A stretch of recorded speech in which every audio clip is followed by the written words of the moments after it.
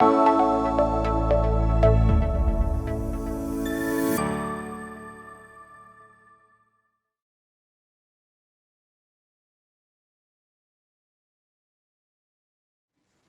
are so-called hallmarks, 9 hallmarks of aging that are put out by an organization that's somewhat known globally. But the problem is these are clickbait. These are no more than signs and symptoms of aging, but they in no way demonstrate how aging works. They essentially have nothing to do with it. They're simply downstream outcomes of aging. They are not aging itself. Nobody has put these together and asked, can you come up with a unified systems model that explains how these things work?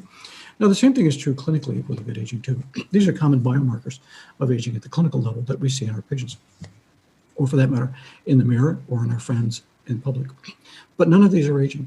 If I have a declining glomerular filtration rate, that it may be part of aging for many people, but it doesn't explain why it occurs. The same is true of all of these other things. Why do we get memory loss? Why does hair turn gray and so forth? The same is true if we look down at microscopic levels. We can look at all of these things that occur, but telomere shortening, acetylation changes, methylation changes, changes in epigenetic expression, declining ATP to reactive oxygen species ratios, none of these things are aging. They're components of aging. They're biomarkers. They're things we can measure, but they're not the process itself.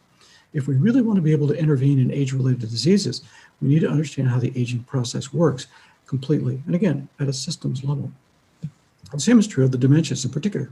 These are common findings. We've known about beta amyloid plaque for more than 110 years. Tau tangles we've known about for decades and decades. Many of these things, the blood-brain barrier failure, glymphatic changes, a relatively recent observation, but none of these are dementias.